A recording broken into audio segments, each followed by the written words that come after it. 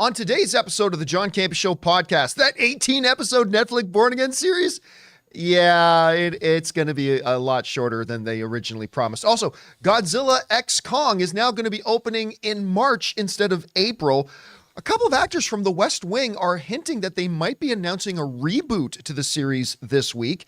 Ant-Man 3, The Expendables, and Shazam 2 lead the way in nominations for the Razzies. The Razzies. Chris Evans got a nomination. Congratulations to Chris Evans for that. Also, going back to Daredevil Born Again, more signs that they are now going to make this a part of the Netflix canon.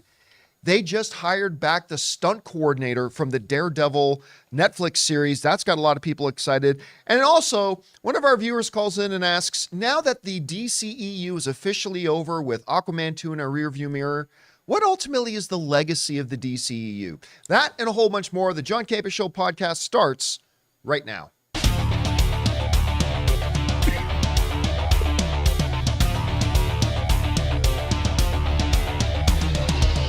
Well, greetings and salutations, everybody. Welcome to the best damn movie-related show on the planet Earth, the John Campea Show podcast, coming from right here in our quaint little studio, brought to you in part by our friends at Mint Mobile.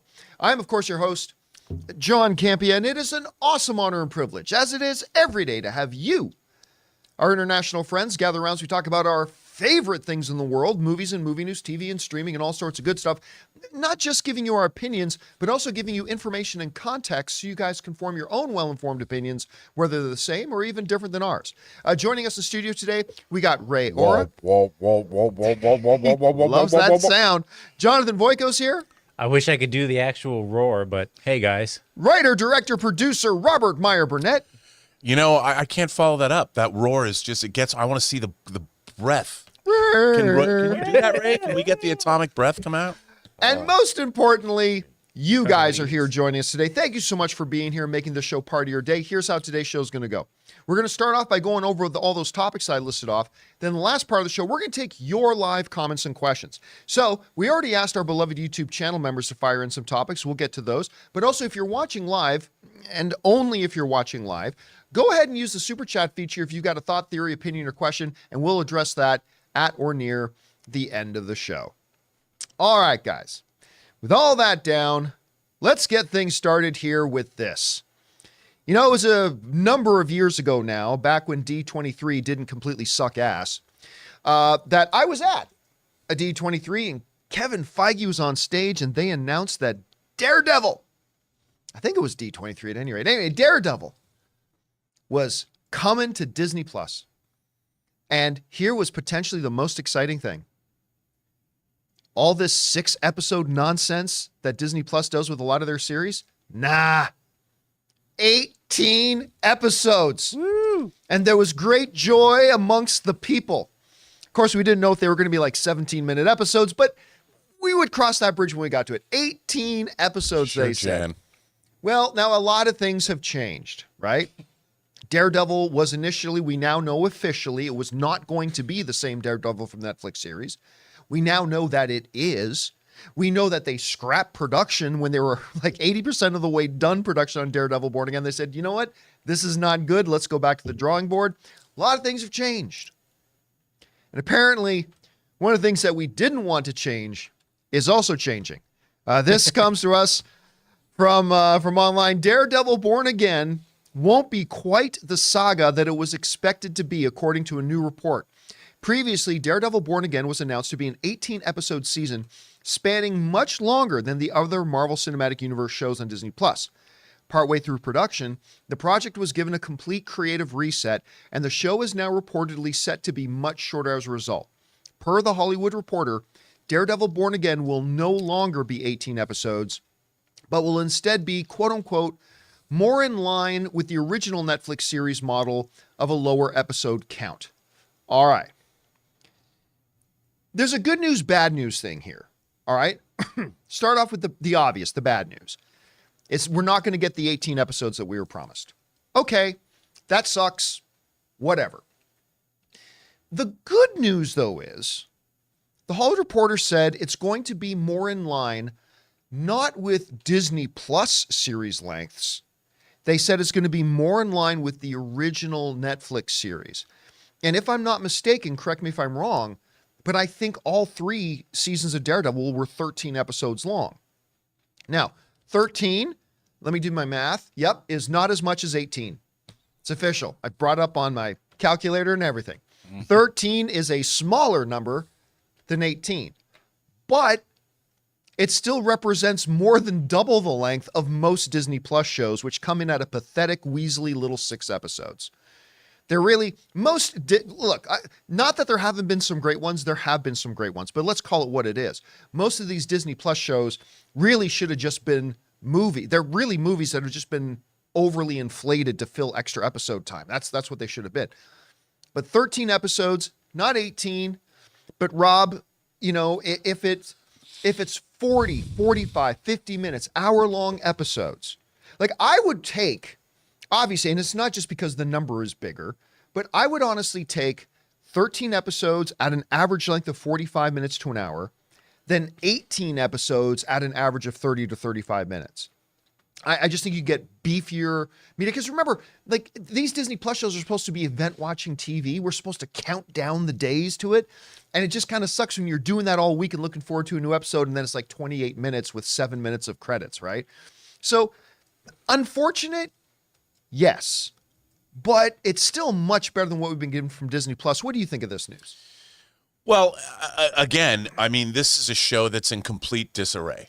They shot most of it, then they decided to retool it, and to me, and they still don't quite know what it is. And I'm thinking, probably they've already spent this show. I can't even imagine how much it costs, John. And so I think by cutting it down to 13 episodes, that's 5 episodes they don't have to produce. And if we know how much they're spending, how much do they spend on Secret Invasion? $250 million for 6 episodes? Well, just to correct your grammar, it's not how much do they spend on it.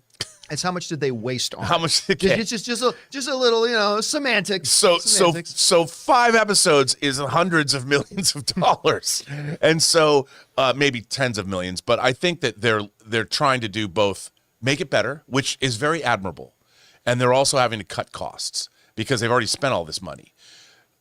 I just wish that. Again, how is it that we went from one of the most successful, most incredible franchises that Hollywood's ever seen in the 23 episodes of the Infinity Saga? Those movies, even the movies that were only okay, were still good. You go back and you watch Incredible Hulk. You go back and you watch Iron Man 2. Wildly entertaining. Watching Rhodey and Iron Man, War Machine and Iron Man back to back, fighting a bunch of drones. That's awesome. Now, to see this kind of thing happen, it just kind of makes me sad because, now they're going back to a Netflix template, which they already had. They had it from the beginning. What were they trying to do? And it makes me sad because I'm a huge admirer of Kevin Feige. I'm an admirer of what the MCU did. I was so excited about the MCU. I desperately want my faith back. And I hope that my faith is restored by whatever they come up with, between Deadpool 3 and between Daredevil Born Again and Captain America Brave New World. Maybe I shouldn't be putting my hopes in the basket, but they are there, John. I want this to be good. Well, so I'm hoping that these changes only bode the new stunt coordinator because we'll talk about that later. Yes, but I'm hoping that it's good. Please make it good. Well, listen, I think... Please, sir, can I have some more? I think a lot of the stuff with the Daredevil series and the changes can only be looked at positively. It doesn't mean the show's going to be great. No, but it gives me a lot of faith again. Remember, it's important to keep in mind that for a lot of years, Kevin Feige was stripped of a lot of his authority and power. Right. He now has that authority and power back again. And one of the first things, apparently, he seems to have done is to look at the Daredevil series the way it was going and say, I know we spent a lot of money on this already. I know we spent a lot of time on this. I know we had our plan, like it was going to be different than the Netflix Daredevil, but this show that we're making right now isn't working. And I now have the power again to say, let's pull the plug on it and start again. It's kind of reminiscent to me of World War Z, where, right. The Brad Pitt zombie movie, they were done shooting it. And they were like, we got to reshoot 80% of this because it's crap. And while World War Z is not the greatest zombie movie in the world, it ended up being a pretty entertaining little film. And it made $500 million. And it was wildly more successful than it would have been otherwise, right? So am I bummed that we've gone down from 18? Yes. But if it does come in, like the Hollywood Reporter saying, at say that 13 episode count that they did on Netflix, that's still double the number of episodes we generally get, which tells me they're going to tell a true television story, not a movie story that they're just going to inflate out to 6 episodes. And that gives me some hope, actually. And we're seeing the same thing happening over on the film side with Captain America, Brave New World. You know, they've retooled it. They've hired another writer. They're going back in. And I'm hoping that now that Kevin Feige, you know, I kind of feel sorry for them too, because when Disney Plus started, it was Star Wars and the MCU that they were building their entire network around. And they weren't thinking, you can't just make something and slap a name of a franchise on it. It also still has to be good. Yeah. Percy Jackson, we talked about this last week. Percy Jackson debuted to bigger numbers than the last 2 MCU Disney Plus shows. Right. And it's a great show. And it's a really good show. I haven't seen, we obviously haven't finished it yet, but I'm really liking it. So guys, question is for you. What do you think about this? Again, I admit initially on its surface, not being those 18 episodes we were promised, kind of a bummer. But you know what? Even if it does just come in at 13, that's still double what we normally get, and it could still be really good. Whatever you guys think, let us know down below. All right. With that down, guys, let's move on to this, shall we? You know, it's kind of Godzilla's world right now, and we're just living in it. Godzilla -1 was a terrific film.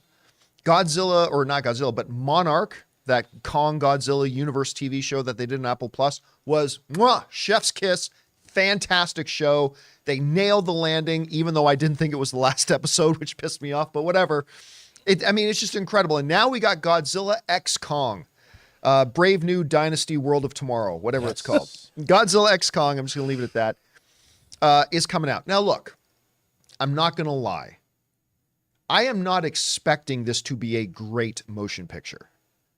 I had a lot of fun with Godzilla vs. Kong. I did. I mean, it's not great cinema, but I had fun. I will not apologize for that. I had fun with that movie. And my biggest hopes for this one is just, it's not going to have the narrative depth of storytelling that Monarch did, but if it can just bring that fun factor that Godzilla vs. Kong did, we should be okay. I might even be able to get on board with Fuchsia Godzilla here. So that's all good. But if you are looking forward to this a lot, there is some good news today. In a movie world landscape right now where we are accustomed to talking about this movie just got bumped a year and that movie just got bumped 9 months, Godzilla vs. Kong is coming sooner than you think, as it's officially been reported, check this out, that Godzilla X Kong, which was supposed to come out on April 12th, is now coming out a couple of weeks earlier in March of 2024. Just to put that in perspective, that is 2 months and 1 week from now. It's closer now than ever. The reason for it moving, because a couple of other movies announced they were moving a little bit as well. I think the new Ghostbusters announced a little bit of a move, 1 or 2 of the others. Thomas Bombadil, Fuchsia, I think got announced in a little bit of a move. But I think this is going to be exciting for some people. I don't know if a part of this is just like, let's get it as close to the hot Monarch thing. Like Monarch is just done. We don't want to let too much time pass. Rob, what do you think is behind it? I think you got something there because, you know, the Monarch show I think was better than people expected. It certainly was better than I expected. I agree. You know, and also Godzilla -1 now minus color, the black and white version is getting released in American theaters again. That movie has made $100 million at the box office worldwide. That is a huge coup for the Japanese film industry and for the Godzilla franchise. Who would have thought? I mean, I said that Godzilla -1 was like the Skyfall of the Godzilla franchise. Skyfall was the first billion-dollar grossing Bond film. So Godzilla's back, baby, in a big way. And the fact that you can you have a movie people embraced, a TV series people embraced, and lucky for Warner Brothers and Legendary, their monster universe has another big banger monster movie coming out to sort of put the exclamation point on all this. Why not? Because you marketing is a big deal, and you've got a Godzilla -1's coming out again, and Monarch just finished, and people love it. You can't buy this kind of publicity. Yeah. So, and I'm excited. Like you said, John, I didn't love Godzilla versus Kong, but I had fun. And that battle over the aircraft carrier was awesome. And that alone, oh my God, that alone, I'm in. So Fuchsia or not, I'll watch it. It looks, I'm in. Who cares? I can't wait. I'm surprised Hot Toys didn't make a battle carrier with Godzilla and Kong figure. Well, there's other licensees that have been making. They don't have that license. Can you imagine if Hot Toys made a 6-scale Godzilla? How big it would be? Jeez. How about a quarter scale? That'd be like that. But they did. But it's $5,000. There is an amazing diorama statue that has Godzilla and Kong fighting in a city, and you have to buy both parts, but it's $5,000. I don't know who made it. I don't know if it's Prime One. Maybe it is, but man, it's cool. And by the way, if somebody has an extra $5,000 they want to donate to me, I'll buy that for you. Again, I'm not gonna look. I'm excited to watch it. I'm not expecting much out of it, to be honest. Like that one scene, Jonathan had it up there a second ago. I still can't get over the running Godzilla. Like I still can't get over that. But I'm telling you what, all will be forgiven. All will be forgiven. If there is a scene in this movie where, I don't know, pick one, Godzilla's fighting the new alpha ape, and Godzilla's getting his head stomped in, and then with one last burst of energy, Godzilla reaches out his hand, and Kong tags his hand and jumps into fight too, or vice versa, I will stand up and slow clap in the theater, and I will say all is forgiven. I will totally. Nobody other than 80s wrestling fans will appreciate that, but I will think that's the last piece to put this thing over the top. Ray, come on, you love it. No, that's you're just trying to ruin something I love. I mean, Wrestling or Godzilla? look. What if they're running from something? If Godzilla's going that fast, I want to see this something because we haven't. Godzilla runs from nothing. Godzilla or Kong, they ain't running forward. from nothing. Yeah. I can't wait to see this film. I'm glad it's up. We're gonna see it sooner. Move it up more. Move it up more. Move it up next week. Let's do it. All right, guys, with that down, let's move on to this, shall we? Changing gears significantly from the world of giant monsters fighting each other to arguably one of the greatest television shows of all time. West Wing is one of these very, very rare shows that I like do a biannual rewatch of. Like I was very, very late. I didn't start watching West Wing till after it was done and off the air and all that kind of stuff. But ever since I discovered it, about every 1 to 2 years, I do a full series rewatch. It's really just that good. It's like one of these rare American television shows that doesn't treat the American audience like they're stupid. It values intelligence. It's a fabulous, fabulous, fabulous show. And despite the fact that it was about politics and all that kind of stuff in one political party and another, like they went out of the way. Like there was one storyline in the show where like the Republican Speaker of the House had to take over the presidency. And guess what? He wasn't a dick. He was actually a super noble, patriotic American and worked with John Goodman. John Goodman played that role. He was so good in that role. And he worked with the White House and they made good things happen. It's just a really fabulous show. And I remember, I think it was during the pandemic or last election, they got the original cast back, at least the surviving members, and they reenacted one of the classic episodes just as a big thing to encourage people to go out and vote. It was wonderful. I think it's still on Max. If you haven't checked it out, you should go watch it.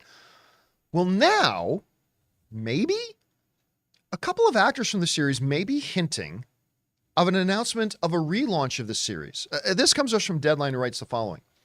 Actors Joshua Molina and Mary McCormick are throwing their social media followers into a tizzy with a series of posts suggesting that a reboot of The West Wing is in the works for the drama's 25th anniversary this year. The most recent teaser came courtesy of McCormick, who played Deputy National Security Advisor Kate Harper on the NBC series from 2004 to 2006. On Wednesday, she posted something that X said, something very exciting is in the works. We will be sharing it next week. Stay tuned for the big reveal, January 24th. Now, tagged in that post was all the key main cast of West Wing.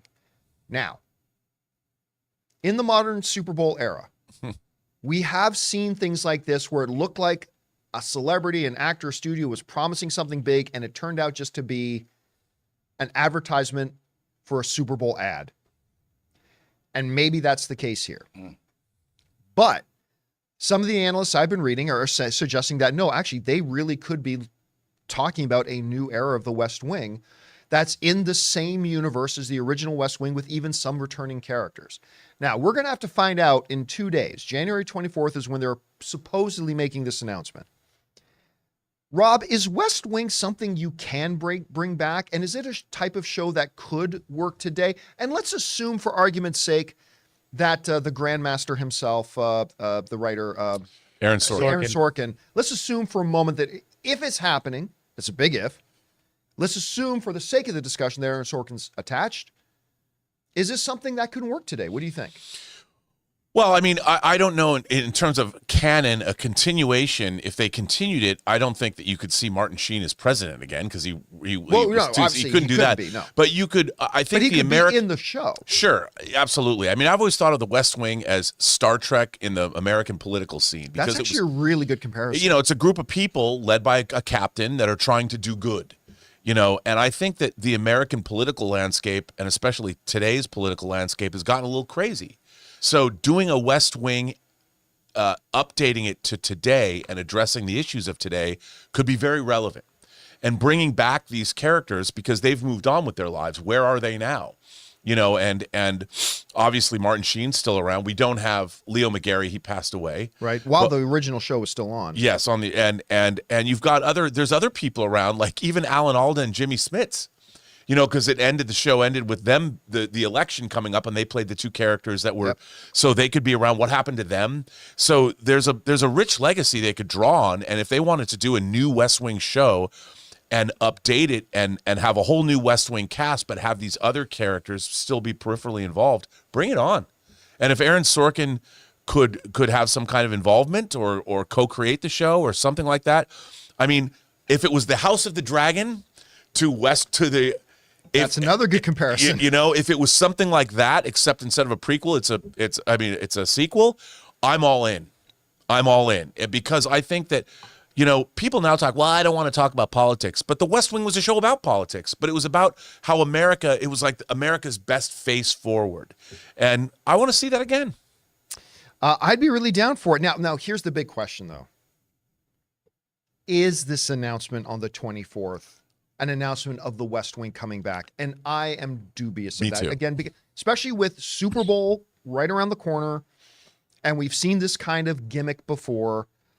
I'm going to say 20% chance they're actually announcing a return of West Wing. So I think not likely. What do you think the chances are? Okay, I think as a series, probably not. But I could see this as an event film. You know, I'd be down for that too. And the movie could actually be a backdoor pilot for if it does well. If it's embraced, then they could spin it off into a series. Is that NBC West Wing when it used Yes. to show? Yeah. So does that mean like if they announce something on streaming, it would be on Peacock? Yeah, Or are they probably. owned by someone else now? More Well, than if likely. it was going to be an NBC show, it would be on NBC. But NBC could say they're making a streaming show and they could make it Peacock, or they could do both. But I would look at something like Frasier. You know, if they can bring Frasier back, and it was pretty good. Night Court comes back. But Frasier, I didn't think that was actually going to work. Like, how are you going to do that? And I think they made it work. Yeah, And- the Frasier one has gotten some pretty decent responses. The Night Court one, not so much. No.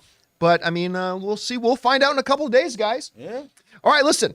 We still got to talk about, well, the Razzie Awards and some of the big nominees that have come out for the upcoming Razzie Awards. Also, more stuff on Daredevil Born Again, specifically about a very important person who's coming back that's not an actor. And now that the DCEU is officially over, what ultimately is going to be the legacy of the DCEU? We're going to talk about all that and a whole bunch more. But before we do, we're going to take a quick second and thank a couple of sponsors of today's episode of the John Campea Show podcast, our friends at Manscaped and Factor. Guys, we want to take a second to thank a sponsor of today's video, Manscaped. Roses are red, violets are blue. Trim your balls, and your date will thank us too. What's up, guys? Valentine's Day is knocking, and Manscaped is the remedy for what the love doctor ordered. His prescription? The all-new Performance Package 5.0 Ultra, designed to elevate your grooming game and shine like the beast you are. Join the 10 million men worldwide who trust Manscaped with our exclusive offer. Go to manscaped.com to get 20% off plus free shipping with the code Campea. Guys, listen, like a lot of you, I used to shave my package like the Neanderthals did, using, the clippers on your electric razor, but that's not what you need for excellence on Valentine's Day. So let's talk about the hero of Valentine's Day, the Lawnmower 5.0 Ultra. This electric trimmer features skin-safe technology guarding your Valentine's Day treasure against any grooming mishaps. This package also features the Weed Whacker 2.0 nose and hair trimmer, Manscaped liquid formulations, and 2 free goodies, the Shed Travel Bag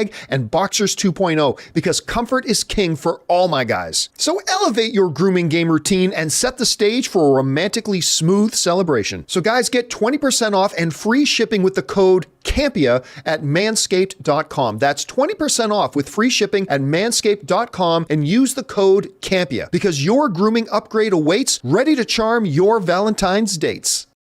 Guys, we want to take a second to thank a sponsor of this video, Factor. Get started on your resolutions with Factor so you're ready for the new year. Factor's ready-to-eat meal delivery takes the stress out of meal planning and sets you up for success in the new year. Skip the grocery store and prep work because you know what? Sometimes we just don't feel like prepping our own meals. Instead, get chef-crafted, dietitian-approved meals delivered right to your door. With over 35 meals to choose from per week, including options like keto, calorie smart, vegan, and more, plus over 55 weekly add-ons, you'll have a ton of nutritious and flavorful options to kickstart your resolutions. Forget frantic lunch preps and rushed dinners. Factor's 2-minute meals are your secret weapon in the new year. Fuel up fast with restaurant-quality meals, all delivered right to your door. And Factor now offers loads of snack options like breakfast, smoothies, juices, snacks, and more to keep me going no matter what's on the schedule. It's time to skip the overpriced takeout trap. Factor is cheaper and way more delicious than takeout. And Factor is flexible. Change your order up every week with plans from 4 to 18 meals per week, or pause or reschedule your deliveries anytime. So guys, head to factormeals.com/Campea50 and use the code Campea50 to get 50% off. That's code Campea50 at factormeals.com/Campea50 to get 50% off.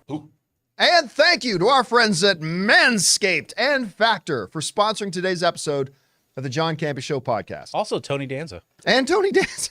Little off air thing there.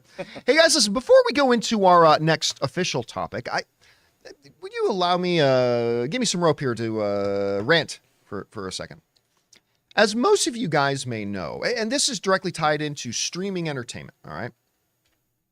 As most of you guys know, for most of my life, I have been a massive mixed martial arts fan. No. From training as a kid, I even had my heart attacks while in a Muay Thai class with UFC legend James Sandman Irvin. That's where I actually had my heart attack, when I was in that class.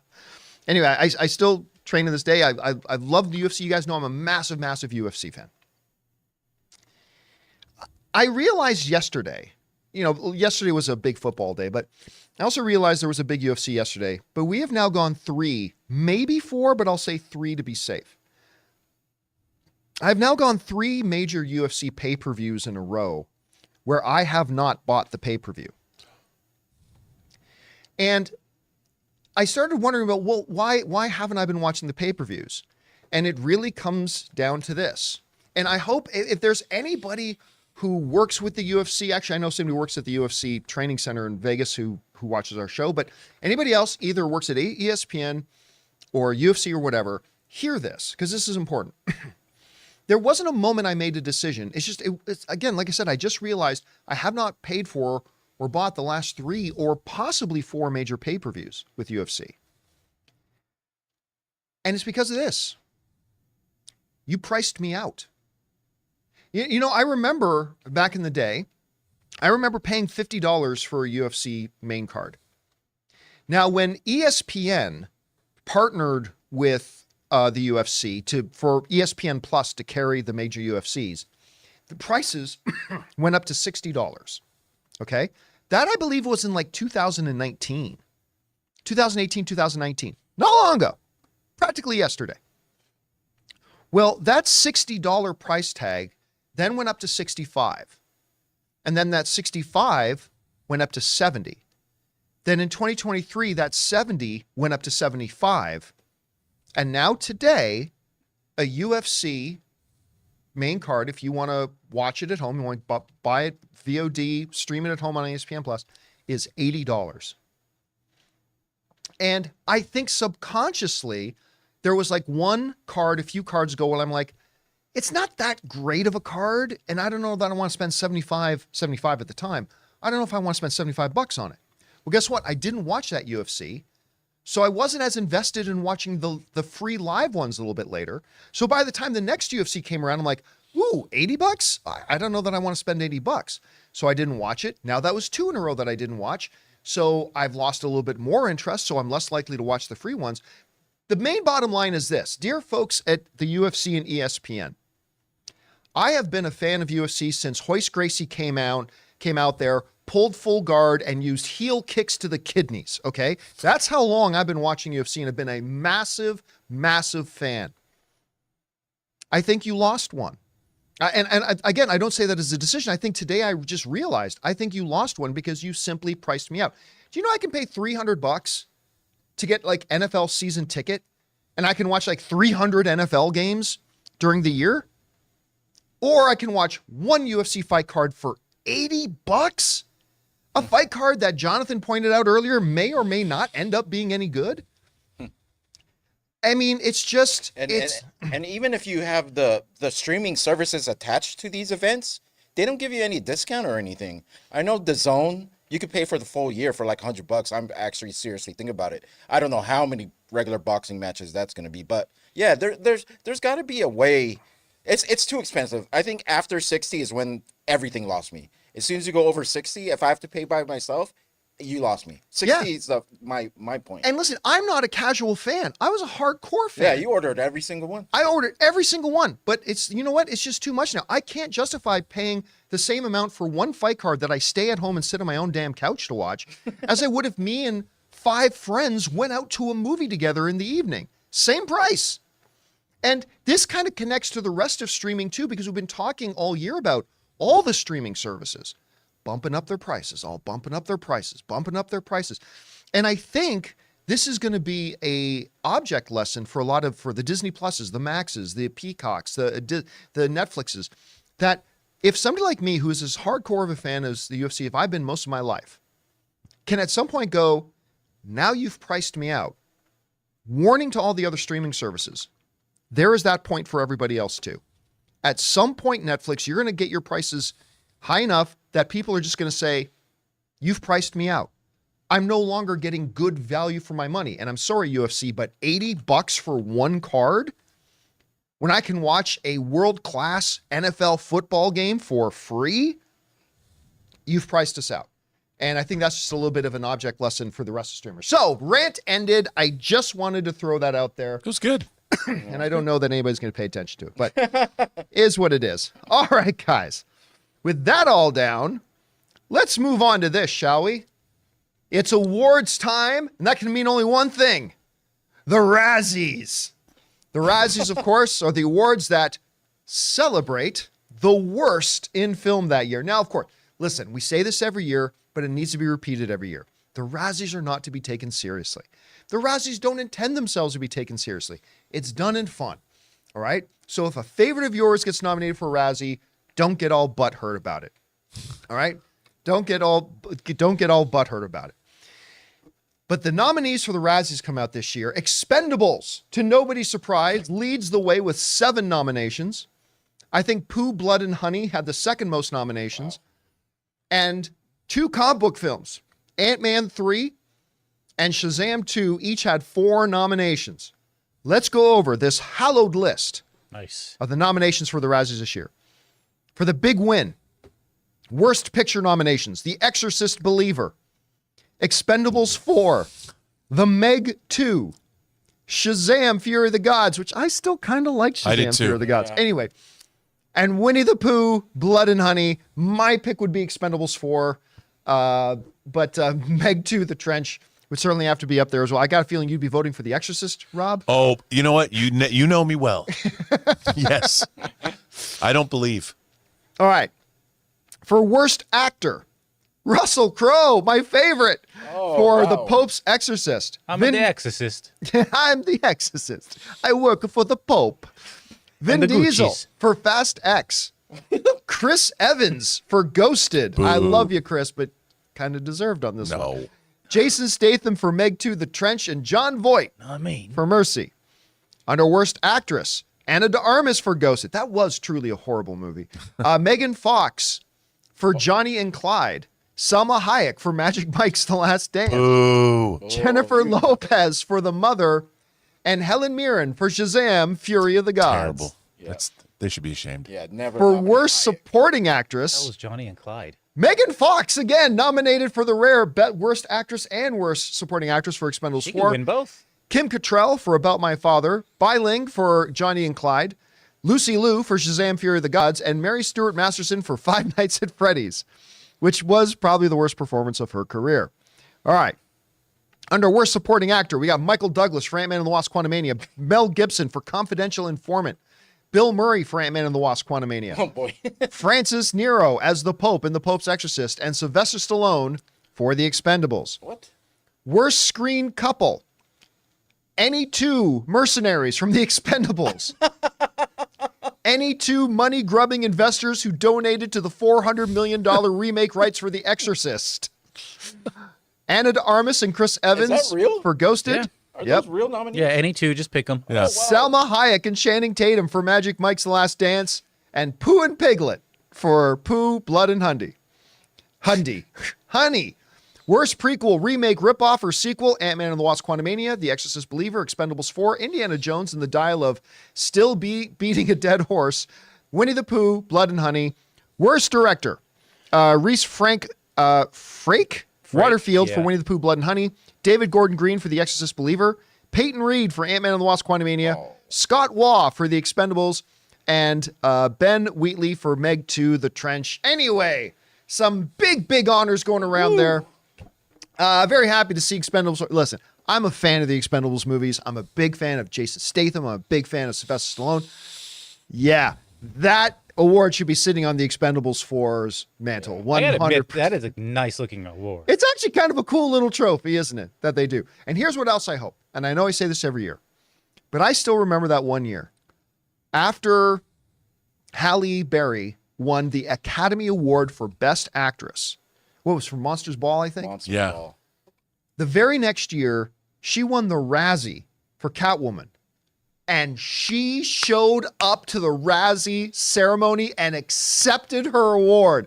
It was the classiest thing I had ever seen. And as if you shouldn't already be in love with her, that just cemented it. I saw Swordfish. I'm in love. Right. Thank you, Hugh Jackman. But there's a story behind that. But I would love to see some of the people who are, again, this is meant in fun. I would love to see some of the people nominated here actually show up and accept their awards. I don't know, Rob, what do you think about is there any movie that maybe got spared from this list that maybe belonged on there? No, I think that's pretty good. I mean, I think The Exorcist Believer should win them all. But no, the Razzies are fun. Look, it's so hard to get any movie made, but truly, when you do get in a position to make a film, I don't know how Expendables 4 happened. I tried watching it, John. I couldn't get through 15 minutes of it. It's so bad. I'm like, how does that happen? But because those movies, you already have an audience that's amenable to watching them. So, but I would go. I've always wanted to go to the Razzies because of Halle Berry showing Can up. we get tickets? I don't know. I've never Yeah, even that would be a considered great this thing to question. go to. I would go to the Razzies if I they mean, had they? tickets. I mean, why don't they broadcast it live on the internet? Oh, they told. I'd be surprised if they did. at least Do on they? I YouTube. mean, I want to go. But no, I'll I'm dead watch. serious. Ray, look into this. Can you get tickets to go to the Razzies? Because I would totally go to this thing. Anyway, all right, guys. With that down, let's move on to this, shall we? You know, a little bit earlier we talked about the good news, bad news situation with Daredevil Born Again. Bad news, it's not going to be 18 episodes, but good news, it's still going to be double the length of most Disney Plus episodes, so there's that. But for fans of the original Netflix Daredevil series, there was as big of a piece of news come out that doesn't have to do with casting. Now, some of you guys may remember one of the big first pieces of evidence that Disney was not doing the same Daredevil as was on Netflix was when the stunt coordinator for the Netflix series came out and made the statement saying, I believe it's Philip Silveria, I think his name was Silvera, came out and said, yeah, me and everybody else who worked on the Netflix series were told you're not needed. Right? And he was the stunt coordinator that made those gritty fights like feel so, that hallway fight scene and all that kind of stuff. He was the man behind all that. And a number of months ago, he came out and said, yeah, they told me in no uncertain terms, and everybody else who worked on that show, we're not needed. Well, as a part of the big turnaround, he's part of it. Check this out. Fans have been wary about how Daredevil Born Again will adapt Matt Murdock in the MCU, especially given how acclaimed the Netflix series was for its dark and gritty tone. Luckily, it seems Charlie Cox's iconic performance will be in good hands, with a new article by The Hollywood Reporter revealing that Philip Silvera, the fight and stunt coordinator for Marvel's Daredevil on Netflix, will be returning for the Disney Plus revival, and they also announced he will officially be the second unit director, which is often what the stunt coordinators will be at any rate. But he's officially going to be the fight stunt coordinator and the second unit director for Daredevil. Once again, just another thing that Disney has changed course. They are making this the same thing. But Rob, I think when we look back, there's a couple things that really earmark that Daredevil Netflix series. Great character work, great dialogue, great writing.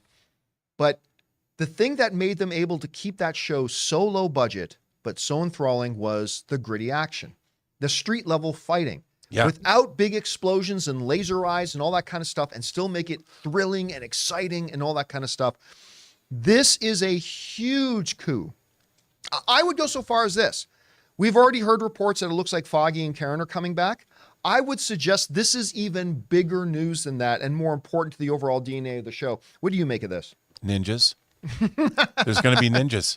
I think that they're clearly this retooling of Daredevil. They've gone back and they've thought to themselves, wow, Daredevil was the first of these new TV shows, Netflix shows, to come on. It impressed everybody.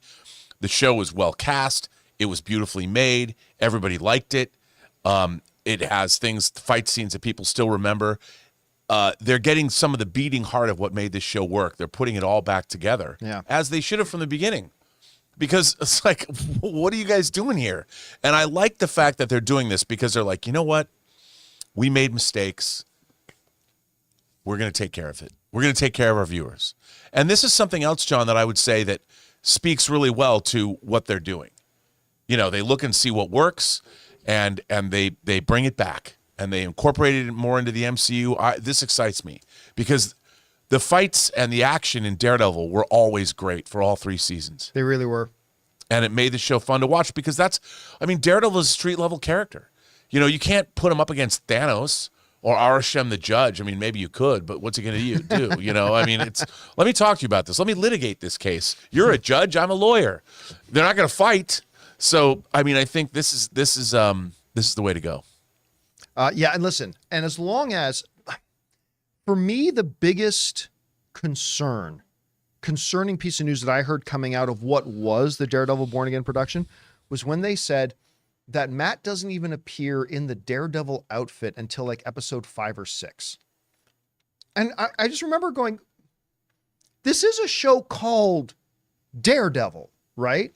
And you're not going to have Daredevil show up till episode 5 or 6. I mean, so hopefully, again, that will be, if they are truly embracing that this is now essentially a season 4 of the Netflix series, we're going to get him as Daredevil right out of the gate. And now when he fights, he'll have that same fight coordinator that was there. And I think this is absolutely huge, major news for them. So let's see how all this works out. All right, guys. With that down, let's move on to this, shall we? You know, Aquaman 2 is now in our rearview mirror. Still in theaters. It's still making some money. You know what? It might even, remember, I predicted it would be the first DCEU film in over 5 years to make $400 million. I thought I might have been wrong, but it looks like maybe it will get to that $400 million mark. beat that Black Adam record. You go. But it's not, that's it now. We have no more DCU movies that will ever open again.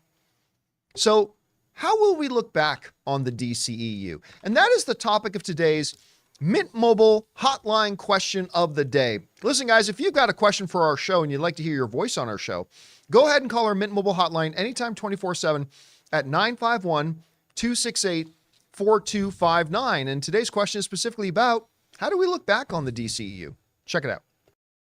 Hello, John. This is Isaiah. And my question to you is, what is the legacy of the DCEU now that it's over? It has so much potential and promise, but it never lived up to it. I'm curious to hear your thoughts. Thanks for all you do. All right, Isaiah, thanks a lot for calling that in. And boy, isn't that a loaded question. What is the legacy of the DCEU? It is unfair yet unavoidable to compare the life run of the DCEU with the MCU. I concede it's not fair, but it is nonetheless unavoidable. They were running at the same time. They were both trying to create giant shared cinematic universes with larger than life superheroes. One appealed to the critics, audiences, and box office, and one did not. And I'm really torn on this. For those of you guys who watched me for a period of time, you know this is always a tricky subject for me because other than Harley Quinn, I have liked every single DCEU movie. Every single one. Some more than others.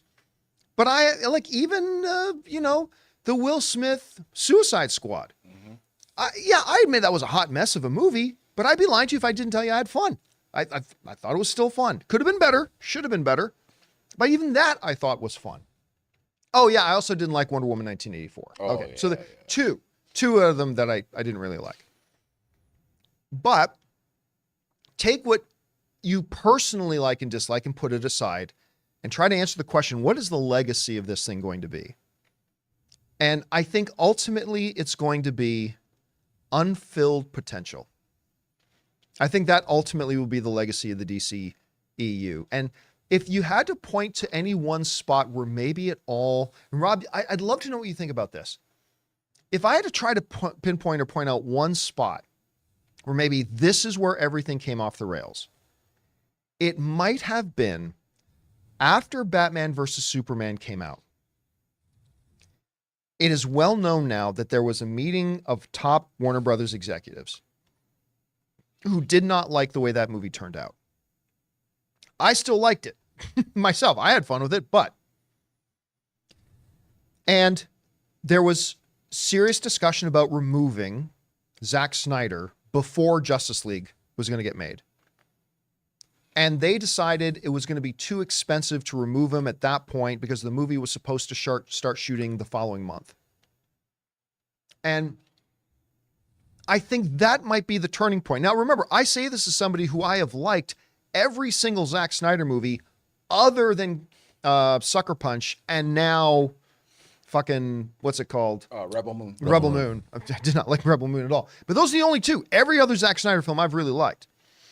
But I cannot help but wonder what would have been if the people, Warner Brothers, who, right or wrong, felt that Zack was going in a direction they didn't want their thing to go, and that wasn't working. And they just said, yeah, it's going to hurt that we were supposed to go into production next month, but we need to make a change. I'd be curious to know what would have happened there. I'm not saying that the ultimate failure of the DCU was Zack Snyder's fault. Not at all. But clearly the studio and one of their key filmmakers were on different pages. And instead of just deciding to part ways and go with one direction, they kind of created this tension. And unfortunately, Rob, I think as people look back now on the DCEU, one of the big things isn't going to be talking about how great Man of Steel was, or what a surprise success Wonder Woman, the first one, was, or the billion-dollar achievement of Aquaman. I think it's going to be about how toxic the fandom got. I think it's going to be about the release the Snyder Cut discussions. I think it's going to be about a lot of that stuff. And it's unfortunate because there were so many building blocks there. And again, I think they came out of the gate super strong with Man of Steel. I think they made a mistake not doing a Man of Steel 2 and trying to jump right into Batman versus Superman. Sure, but I still thought the movie worked. I thought the extended version was even better. But for whatever reason, Rob, the avalanche of fan support that came out to support all the MCU stuff never materialized for DCU. And I've said this for a long time. You put out a movie called Batman versus Superman. In its sleep, that movie should be potentially a $2 billion film. $1 billion in its sleep, but potentially a $2 billion film. That film underperformed. And despite coming off of Man of Steel, I don't know, Rob, when you look back, I say unfulfilled potential.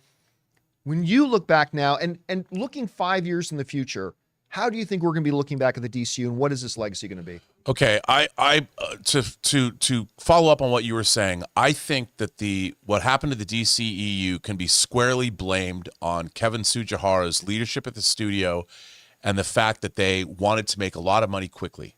They looked at what Avengers was making. They're like, oh, we should make that kind of money. The biggest mistake they made was they didn't make a Ben Affleck Batman movie before Batman v Superman. Or a Man of Steel 2 before. Or Man of Steel 2, because they wanted money. They thought, we want Avengers money, and it's like they meticulously built the MCU. Man of Steel, while maybe it didn't make the $1 billion they hoped, certainly a respectable film. Zack Snyder's vision, I think you and I are both Man of Steel fans. If they had followed that movie up with a Ben Affleck Batman movie that he directed, took on the Terminator, whatever they were going to do at that point, you establish that Batman character, and then I know they introduced Wonder Woman after. They didn't know if she was going to work or whatever. The studio started to interfere. They interfered in David Ayer's Suicide Squad, hiring a trailer company to cut it. The studio suddenly got cold feet because they were leaning into an AT&T merger. Everybody wanted to up their bonus. They wanted to make quick cash, and they didn't want to take the time that needed to be taken to lay down the foundations that the MCU meticulously laid down. If you want to, don't just look at their profits. They got 23 movies out of the Infinity Saga.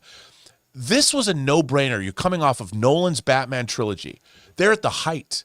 Then going into Superman, Man of Steel, great move. You bring Superman back. You establish him as firmly in the quote-unquote real world. You make sure that Superman is now a dangerous-to-know character, world-destroying engines. He saves billions of people. If you had then pivoted and given us Ben Affleck's Batman, made him awesome, and then pitted them against one another, the whole thing would have changed. The whole thing would have changed. But Batman v Superman, Dawn of Justice, wanted to do too many things because they couldn't make the Avengers of the Justice League yet, but they tried, let's give you Wonder Woman, let's give you Doomsday, let's give you Luthor, let's give you all of these things. And it's like, why do you have to overstuff this movie? Because nothing you gave us was entirely satisfying. You could have done a movie, you could have introduced, if you'd made a Batman movie, that's where you introduce Wonder Woman. No Superman. You introduce Diana Prince. You introduce Gal Gadot. She doesn't even have to show up as Wonder Woman. She's just Diana Prince, doing her thing. And Batman's like, who is this person? And she does. Can you imagine if they introduced Gal Gadot in a Batman movie, and then you saw her show up as Wonder Woman in Batman v Superman with the people would have gone bananas. You would have made $1 billion. They didn't take the time because that studio administration was not good. Yeah, it was the leadership at Warner Brothers that effed it up. And Zack Snyder was a victim of it all. David Ayer was a victim of it all. And the entire DCEU was a victim of greedy people that were looking at their parachutes from the AT&T merger. They screwed that whole thing up. Whenever the topic of studio interference comes up, you know where I'm going to go with this. Right. There is no studio that does more studio interference than Marvel. So it wasn't really the studio interference wasn't the problem. It was the wrong people interfering. And it was the people not having the vision that, say, a Kevin Feige had. Right, but I think the problem was they weren't looking at they had lost sight of what they were even doing. They were just thinking about money and profits, and they were thinking about corporate. So this was something that was even in front of the movies they were making. It was almost, I guess now we have to make movies. So it wasn't even about their interference came later. They made a wrong decision in terms of how they were going to handle this from the very beginning. But couldn't an argument be made, because I agree with most of what you're saying, couldn't an argument be made, though, that, we all believe the next film coming out of Man of Steel being Batman vs. Superman was a mistake. But could an argument not be made that if they simply made that movie great, it ultimately may not have mattered that much? Because, remember too, Mad Max director George Miller, he was going to start a new DC universe, Justice League Mortal, and start with Justice League altogether. I mean, so full agreement, it was the wrong decision. But while you and I are big fans of Man of Steel, there's a lot of people out there, even in the live chat right now, saying Man of Steel sucked. A lot of people didn't like Man of Steel, right? There was just, the movies themselves just never appealed to the audience the way the Marvel films appealed to the audience. And I don't know if that was a matter of tone. A lot of people complain about the color palette. Okay, yeah, the color palette was not a good decision on the color palette. That was not the make or break difference between people liking the movie and not liking the movie. Some people complained that it was a little too dour. I know you've pointed out before, and I really love your analogy of it. It's like when you watch one of these movies, you can make them any kind of movie you want, but you've got to bring joy to it as well. Mm-hmm. And there was a lot of complaints that a lot of those movies lack the joy element or whatever. What other factors could they be? Well, I think the way that Jonathan Kent died really hurt Man of Steel. There's a lot of people going, why would you let your father die in a tornado when you could... I diametrically oppose that. I think it was a brilliant decision, but most people do agree with you. Well, the things I think the way it was handled might have been kind of stupid. But Jonathan Kent had to die. Like, he has to die. But the way he died, in like, they're looking at each other and there's a tornado, why did he even have to be there? If he wasn't there to rescue his father... He had to save the dog. Yeah, I mean, I know. It's just, and that mistake, and then everybody talking about, well, Superman can't kill. It's like, come on. So there was mistakes made, but I still think it was a studio regime that didn't have faith enough in what they were doing, and they got too greedy and they wanted money too fast, because they had to deal with shareholders going, well, why aren't we making the kind of money that Marvel's making with the Avengers? And one of our viewers just said, why not make a Flash movie? I agree. If they had shifted everything, if they got Wonder Woman made, a Batman movie made, and a Superman movie made, if the Trinity was made, and then they made Batman v Superman Dawn of Justice, and even if you made a Flash movie, which took 1 million years to make, and then you led up to the Justice League movie, it might have been, if they had done that and they had Zack Snyder make Man of Steel, it could have been very different, because then you could have allowed Zack Snyder to make a 3-hour Justice League movie, because the characters would have already all worked. Wonder Woman would have made $900 million.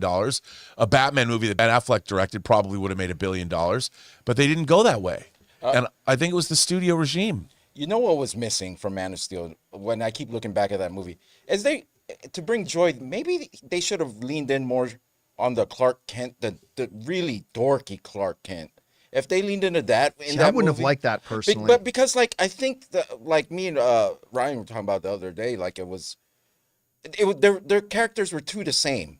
The Superman and Clark Kent in that movie were a little too similar, and there also wasn't enough Clark Kent. Yeah, we needed like, he didn't go nerdy... to Metropolis, and like we didn't see him. I mean, part of the fun of Superman is trying to protect his Superman identity. He didn't necessarily have to be dorky, but you didn't have that dichotomy. But here's the other thing too. We mentioned, and again, I agree with you. The right path would have been to do the Superman movie, the Ben Affleck Batman movie, maybe even then a standalone Wonder Woman movie. But if those movies had been equally mixed received as Man of Steel, would it have actually helped anything? No. I mean, at the end of the day, like you always point out, Rob, at the end of the day, the movie's got to be great, right? At the end of the day, the movie's got to be great. And for whatever reason, studio interference, I mean, talking about Kevin Sujihara, I mean, one of the big stories too, I remember back when they were making Justice League and Joss Whedon was now in charge. Joss Whedon went to Warner Brothers. This goes to your point. And said, we need more time, because you asked me to make all these changes. We need more time. We need to push it into the following year. And Kevin Sujihara, this was in Deadline, made the executive decision, no, it has to come out this calendar year, because the box office, whatever it was going to be for that movie, was directly tied to his personal bonus check that he was going to get anti-merger. if it came out that year. but not if it came out the following year. So he made a personally selfish choice to say nope. And there were a lot of problems with that Justice League movie, but that's just one example. I mean, yeah, and I just think that if they had planned and done a Batman movie and planned things like introducing Gal Gadot as like a woman that actually ensorcelled Bruce Wayne, like, oh my God, this woman's amazing. But we knew. In fact, you used the word ensorcel. Well, we knew, we would know that she's Wonder Woman, but he wouldn't. The audience would have loved that. The audience would have loved that this character. If they did it well. If they did it well. But then what would have been so cool is if and then when she shows up, because she's great in Batman v Superman: Dawn of Justice. It's so fun when they go to that party at Luthor's place, and she meets her. Batman meets her, and she takes his computer and runs off with it. I mean, there's a lot of good stuff in Batman v Superman: Dawn of Justice, but it's like, let's put in Doomsday. If they had just concentrated on those three characters and made it fun, that movie is those Zack Snyder movies need more fun in them. They're so like oppressive. It's like, can I smile? Can I have fun? So let's get to the bigger question though. Then 5 years from now, as we all look back at the DCU, ultimately, as we look at the movies, not that we wish we would have gotten or what order they should have come, but as we look at what there was, what ultimately do you think is going to be the assessment? What's the legacy now of the DCU that we had? Well, look, I like Man of Steel. Wonder Woman is good. Aquaman is good. You and I enjoy The Flash, which a lot of people don't, but I understand that. I really like Blue Beetle. And I think Blue Beetle was good too. Yeah. The problem is what people were looking for is this cohesive universe, and we don't get that. But I would dare say, for what it is, and I said this when I saw the trailers, that Zack Snyder's Justice League was effing metal. And it's like a Molly Hatchet album cover with Frazetta's Death Dealer on the horseback. I still like that. I'll be like, and I think that there's enough there to enjoy. It just doesn't give us a universe that was cohesive that we can love.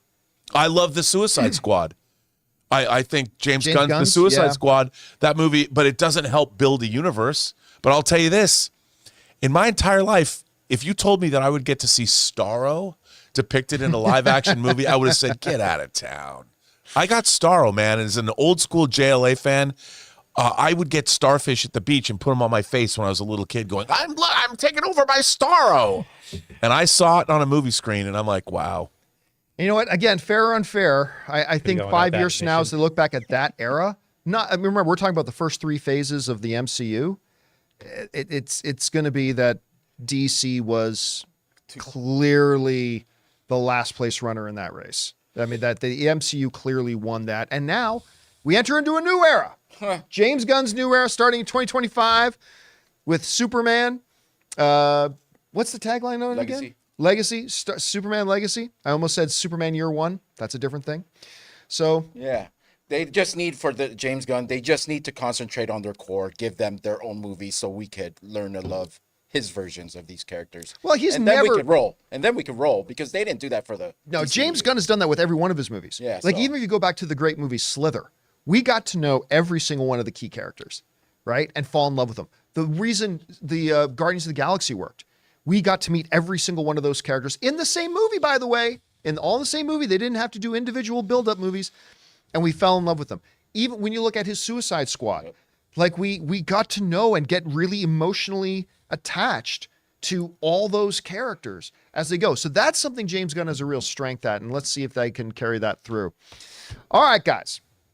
With that down, let's now go on to the most important part of our show, which is to take your live comments and questions. But before we do, we're going to take a quick second here and thank another sponsor of today's episode of the John Campea Show podcast, my mobile service provider, and they should be yours, Mint Mobile. Guys, we want to take a second to thank a sponsor of this video, Mint Mobile. On average, it takes about 30 days for a person to break their New Year's resolution. So if saving money was on your 2024 list, your odds aren't looking that great. Luckily, I have a 100% guaranteed way to save you money this year. Just switch to Mint Mobile. For a limited time, wireless plans from Mint Mobile are $15 a month when you purchase a 3-month plan. That's unlimited talk, text, and data for $15 a month. I've told you guys many times that after switching to Mint Mobile, I am spending less than a third on my cell bill than I used to with a major carrier. Say goodbye to your overpriced wireless plans, jaw-dropping monthly bills, and unexpected overages. All Mint plans come with unlimited talk and text plus high-speed data delivered on the nation's largest 5G network. And don't worry about having to change phones or numbers. Use your own phone with any Mint Mobile plan and bring your phone number along with all your existing contacts. So guys, to get this new customer offer and your new 3-month unlimited wireless plan for just $15 a month, go to mintmobile.com/Campea. That's mintmobile.com/Campea. Cut your wireless bills to $15 a month at mintmobile.com/Campea. Additional taxes, fees, and restrictions apply. See Mint Mobile for details. And thank you to our friends at Mint Mobile for sponsoring today's episode of the John Campea Show podcast. All right, guys, it's time to get over to your questions. Let's jump in there. Jonathan, what do we got up first? First up, we've got Damaris Love, who says, here's hoping Peaches or I'm Just Ken gets nominated tomorrow morning. Didn't we already find out that one of them isn't? Peaches is not. Peaches did not get to the short list. I'm Just Ken did, but Peaches will not be nominated tomorrow for Best Song at the Academy Awards. I think that's a mistake. We did a whole video on that, but I'm Just Ken. I fully expect that'll be on there. All right, what's next? Matt Boyle says, so I watched The Godfather Part 3 and the recut version, and I enjoyed the recut version more than the original, but I do agree that Sophia was the worst part of the movie. Yeah, somebody last week, Rob, wrote in and said, I've seen Godfather 1, Godfather 2, but I've never seen Godfather 3. And what I said at the time was, Godfather 3 gets a very bad rap because while it is clearly the weakest of the Godfather movies, I contend, I think a lot of film fans contend, if you take out the Sofia Coppola parts of the movie, you are still left with a very good conclusion to the Godfather thing. I mean, I still think the final scene with Michael Corleone on the bench, I think that is the perfect way to end it. Very reminiscent of Vito Corleone, right? But I don't know, what are your thoughts on Godfather I'm a 3? huge Godfather 3 fan. There's a lot of stuff when he confesses to the priest, the helicopter attack in Atlantic City. There's a lot. It's beautifully photographed. But remember, Winona Ryder was supposed to play that part. Yeah. And she had to drop out for exhaustion. And obviously Sofia Coppola filled in. And I think that the weakest part of that movie is their entire relationship. That Andy Garcia and her, as the bastard son of Sonny Corleone, I thought that was good, and I thought he was great in it. Zaza, there's a lot of great stuff in that, but that part of the film is fairly underdeveloped. But I have to tell you, it is powerful at the end of that movie what happens. Yeah. And it's shocking. And I think that the frustrating thing about Godfather 3 is the story's there, everything was there. It just falls short of greatness. It was nominated for Best Picture. Yeah, all three of them nominated for Best Picture. I still really like Godfather 3. I think it's in the first season of The Sopranos where Christopher goes out to the West Coast and he's at some rapper's mansion. He's at a party and they're talking about The Godfather. And the rapper says, and Godfather 3, it's just misunderstood. And I thought that was awesome because, in The Sopranos, they're always quoting the Holy Trilogy. All right, what's next? AL says, if things continue to look bad for the MCU, do you think they'll just cancel some of the future plans and hit the reset button like DC? At some point, but I mean, there's still here's the thing. The more success you have, the longer of a runway you get for failure, right? Like if you come out and fall on your face, you've got no background of success and that can really kill you.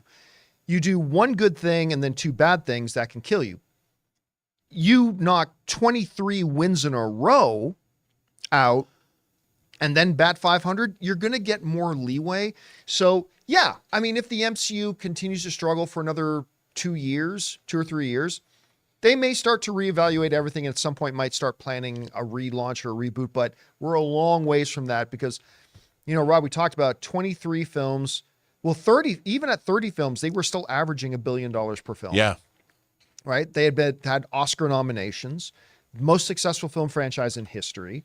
That buys you a lot of grace for 100%. When things are going bad. So I think we're still a ways off from that happening. Yeah, I do too. And I don't think they're going to reboot it. They're going to take their time and they're going to readjust and move forward because they spent too much time building all this stuff up. Yeah. All right, what's next? We got Reed Foreman, who says, thoughts on M. Night's new thriller this year called Trap. All we know is that it's set at a concert and Josh Hartnett is the lead role. I know nothing else about it, so I can't have any thoughts on it. Look, I'm cheering for a continued rebound of M. Night. Like when The Visit, I thought was great. The first Splinter. Split. Split, yeah. Split was great. I did not like Glass. Yeah. Unfortunately. And the one on the beach. Old. Old. Is that what it was called? Yeah. Old? Interesting premise. I didn't hate it. I didn't hate it either. Adaptation of a graphic novel. But I would love to see him continue a comeback road. I really And then I liked Knock at the Cabin. I didn't love it. I love the book more. I was a little disappointed with it, to be honest with you. Yeah. All right. What's next? All right, a three-parter from Mauricio says, Aquaman 2 will gross little over a third of the first movie and is set to lose dozens of millions of dollars for WB. And yet, it is still the most successful DCEU movie from 2023 and is going to be the first to cross 400 million since 2018. With these results, pulling the plug on the DCEU became inevitable and a necessity. Let's hope the DCU fares better. I mean, look, we've talked ad nauseum about it around here. The reality is, since Aquaman was the only DCU film to make the $1 billion mark, think about this. Since that happened all the way back in 2018, out of the 8 DCEU movies to come out since then, not one of them, as of today, broke $400 million. Now, Aquaman 2 may do that. Great.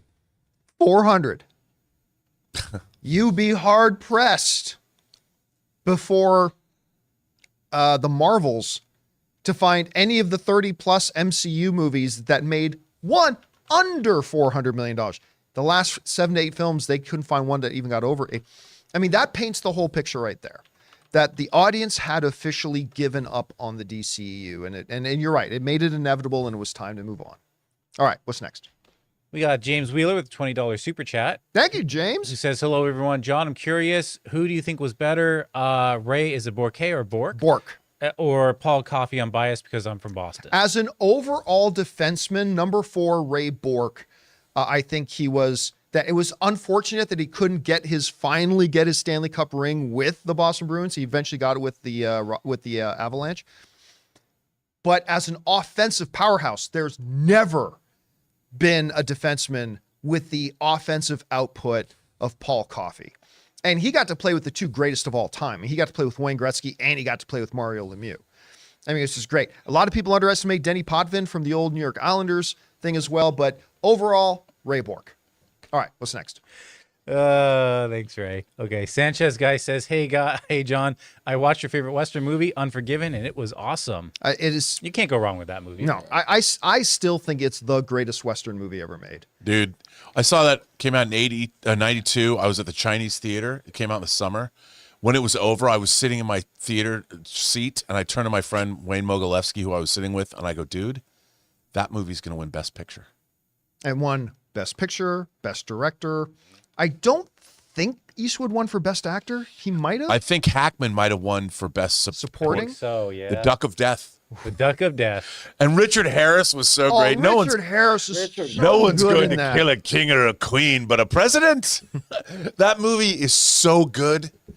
It's honestly, I still to this day think it's the best Western ever made. And the score, the guitar. And the ending, the kind of a little bit ambiguous with the ending, right? With the text given you there. It's such a perfect movie. Dude, so one of my favorite things in any movie is here has Clint Eastwood says, I'm done with wickedness and I'm done with drinking and everything. And he's realizing the gravity of the situation. And he has like a bottle of whiskey in his hand. And he's contemplating Ned's in front of Greeley's. And he drinks. It's just he drinks, and you know hell is coming with him. And it's like, man, I was watching that in the theater going, oh, shit. Man, do I love that movie so much. And it's, you know what? People watch it now thinking, it's not Silverado. It's not it's a meditation on the entire legends of the West and how we believe in the romance of it all. It wasn't romantic at all. It's a whole deconstruction of it. It's so good. I'm going to go watch it. I'm gonna watch it today. There's a heavy influence it had on even like John Wick. Oh my God. Like when you look at like the whole John Wickianism of when you go back to the original. Totally thing of it, right. where he was this man, this dark, murderous man until he met the woman who could totally change him and she's gone. That's Unforgiven. Do you know that the Japanese remade it as a samurai movie? No, I did not. Yeah, the know. same way that we remade Yeah. Seven Samurais That's Magnificent cool. Seven. Such They an remade inverse- Unforgiven. Oh, I want to see that. It's good. So inverse. Like, Yes, yeah. totally. All right, let's keep going here. What's So next? good. Richard I have it on Lake- 4K, by the way. Richard Lay says the legacy of the DCU. Always have to add that in, Rob. Okay. The legacy of the DCEU would be creatives being shunned and corporate interference being too much and fans getting fed up. Hopefully, the new DCU by Gunn and Matt Reeves' Bat Saga will win back the GA, the general audience. Everybody hates it when I say it, but I'll keep bringing it up. No studio in the history of studios has had more studio interference than Marvel did. And that studio interference turned it into the single most successful film franchise in the history of the movies. Here's the problem with us movie fans, and I include myself in this, and as people in general, but what we, and I'm including myself, we try to look for simple, black and white, formulaic answers to deeper questions. What went wrong with this? Studio interference. Is that really what went wrong? I mean, if Batman versus Superman was just awesome, it wouldn't be a problem. Kevin Feige constantly meddled to the point that a lot of directors say they won't work with Marvel because they don't really have the creative freedom to do what they want to do. They got to follow Kevin Feige's direct. Yeah, I'm just saying, I'm not saying studio interference isn't a problem, but we as fans too quickly search for a simple, easy to package answer. Studio interference. No, I was way deeper than that. But I think, though, in Kevin Feige, he worked as a producer on 14 Marvel movies before the MCU. So everything from Elektra and Daredevil and Man-Thing and all the X-Men and Spider-Man movies. So he knew what worked and what didn't work. So he was like the ultimate showrunner. Sure. And so his interference was more like how a showrunner would make a great TV show. But again, the issue there, it wasn't that the studio shouldn't have interfered.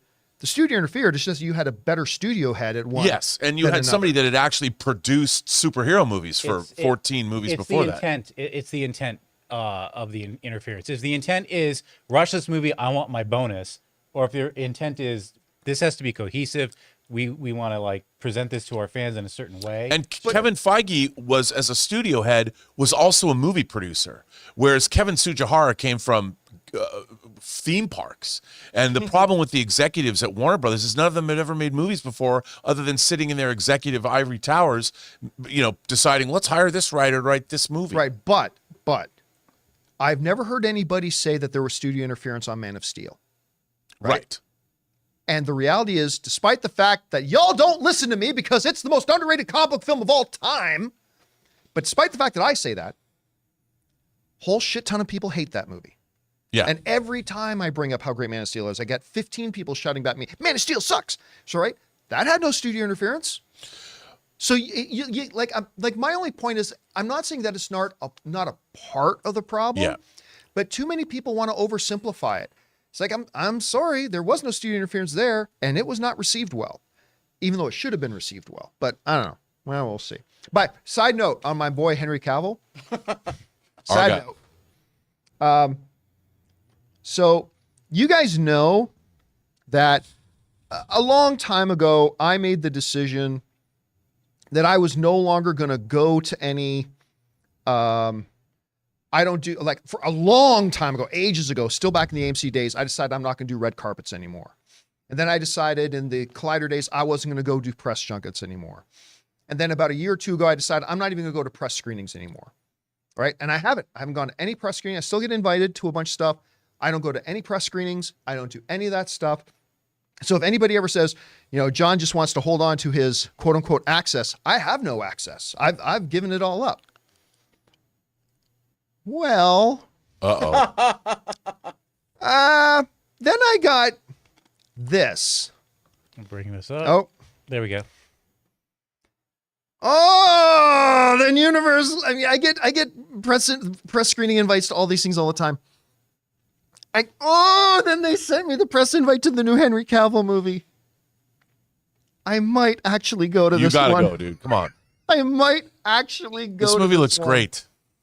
I don't know if I can resist the urge to go see my boy Henry in his new film. So a long streak might be broken here, but I might finally have to give in and go to this one. All right. Anyway, what's next? We got Enrique Mejia who says, "Hello, y'all. My question is, with the success of the MonsterVerse and -1, can Gamera make a live action comeback?" No. Different studio, by the way. Yeah, but again, look, it's the Felipe the Sentient Dancing Microphone. Just because one thing works doesn't mean anything connected to it's going to work. But if you can make a successful movie about plastic building blocks, i.e. the Lego movie, anything can work. I mean, literally anything. You name it. You can make a movie about your shoe. It could theoretically work if all the stars align. But is like, and look, I hate saying this too, but the reality of Godzilla -1, nobody saw it. The movie, like, we're all celebrating that it made $100 million because it only costs $15 million to make. From a business perspective, that's a win. Absolutely. But in the bigger picture, did anybody go see Godzilla -1? Not really. Fool. Like, hardly anybody went to go see it. So, and Mothra is a sub creature of that. She has a theme song. And I just don't think there's any interest from the general movie-going public who would go see a Mothra movie first. Also, I would dare say that Godzilla is one thing, but a flying turtle with rockets coming out of where its feet pull into its shell. See, now you've got my attention. I mean, I like Gamera, but they've done a pretty good job over the last 30 years making this there's been some good Gamera movies as far as that goes. I don't think it's possible to make a Godzilla -1 version of a Gamera movie. Because Gamera, by definition, is a little goofy. How do you make a flying turtle? It's a turtle that flies. That's rocket powered. I believe that dinosaurs once existed on the Earth. I believe that a Tyrannosaurus Rex could be analogous to Godzilla, maybe not 300 feet tall. I do not believe that there was ever a flying turtle on this planet. Now, if that turtle transforms That's and a different becomes a thing. ninja, But that's, Well, okay. now But then you we're have writing Ninja scripts. Turtles. All right. What's next? We got Shazale who says, "Are you influenced by movies on Ghosts and Aliens IRL?" I don't know what that In real means. life. Oh, in real life. No, but I know somebody in the room who is. Ray. Yeah. I- Yes, me, baby. Every time I see a movie about aliens, I wish for myself personally, I think I'm missing something. I get depressed because I realize that I'm never going to meet an alien in real life. So it does influence my real life. And I look at my dogs as aliens. I do. They're the closest I'm ever going to get. I interact with my dog. My dog comes and puts his paw on me. I know he wants food or he wants a treat. But in real life, I'm thinking I'm communicating with an alien life form. Crazy. All right. What's next? I'm just saying. We got Karen Potts who says, "Appreciate how Monarch and -1 did for human characters but I'm ready for the monster fights." Yep. Again, here's the problem with a lot of us film fans. Yes, want to see the monster fights, but that equals 20 minutes of a movie. You got to be able to build a movie around that, right? And that's the thing. Like, if they can find that formula of taking all the great narrative and character work of Monarch and mix it with the fun, bombastic nature of Godzilla and King Kong standing on an aircraft carrier and fighting in the middle of the ocean. If they can find a way to merge those, Rob, they'll be in for something really special. I'm not counting on Godzilla x Kong being that movie. No. But if they can find a way to do it, they'll have something real special. Look, I'm waiting for the Pacific Rim Godzilla crossover. That's going to do it. Don't do it. Pacific Rim is one of the. I let me just say I really like that movie. Well, I mean, if you look at what Pacific Rim does too, right? They say there's this dimensional gateway at the bottom of the ocean where these monsters are coming through. Ultimately, that's kind of what the Monarch universe is saying happens. Yeah. It wouldn't be, let's put it this way. You wouldn't have to retcon a lot to be able to do that. But what Jaeger is going to fight Godzilla? Yeah, Because those monsters were adorable in Pacific Rim. They're adorable. But what are they going to do against a pissed off Kong with Stormbreaker. And what are they going to do about Godzilla? That's not much, I don't suppose. I don't know. When you got the Sons of Anarchy driving one. That's right. You got him there. By the way, Anne just surprised me. She got me. I don't often go. I hardly ever go and get photos taken with celebs at the events. I did with Shang-Chi, obviously, with Simu Liu, good Canadian kid. I love Shang-Chi. So I did that. But I can't remember the name of the festival, but there's a festival coming up at the beginning of February where all the main guys from Sons of Anarchy are going to be there. And Anne bought me a Hog photo. Wild? What's that? Is it Hog Wild? Is it a biker festival? No. It's like some big culture festival, whatever, Oh, but okay. it's not a biker thing. But Charlie Hunnam, why am I freezing on Hellboy's name? Ron Perlman? Ron Perlman, like 5 of the main guys from Sons of Anarchy, and she bought me a photo op with Nice. the club. So I'm going to bring my Sons of Anarchy cut, my autograph cut. I'm going to put it on, go to it, and my wife is awesome. All right, what's next? Jose Garcia says they better not hit us with 30-minute episodes on Daredevil. Listen, if they're leaning more towards what the Netflix one was, I don't think they will. Now, I'll be fine if like one of the episodes is 30 minutes. That's fine. Again, the problem I have, Rob, is that you give us these 6-episode things, and like half of them, when you minus the credit time, because they literally have credits take about 6 or 7 minutes. So you open up and say, hey, it's a 45-minute episode. Well, really, it's a 38-minute episode. But the problem is that a lot of these series, I'm looking at Obi-Wan, for example, that should have just been a 2-hour movie. Instead, they stretched it out, and with these short little unsatisfying episodes. And it's seemingly them taking this new direction to get back to the Netflix-ness of it. I'm going to guess we're not going to get 30-minute episodes. What do you think? I would hope not. I mean, if they're going to, because I think they understand that the one thing I think about this Daredevil show is I think the Marvel shows I know they're episodic, but they never seem to have great endings on the episodes. Whereas Daredevil, if they're following a template, they've already seen how it's done on Netflix for 3 seasons. So I'm hoping they're going to continue on and emulate those episodes. That's what I would hope. All right, what's next? Matthew Grant says, just finished defending Jacob on Apple.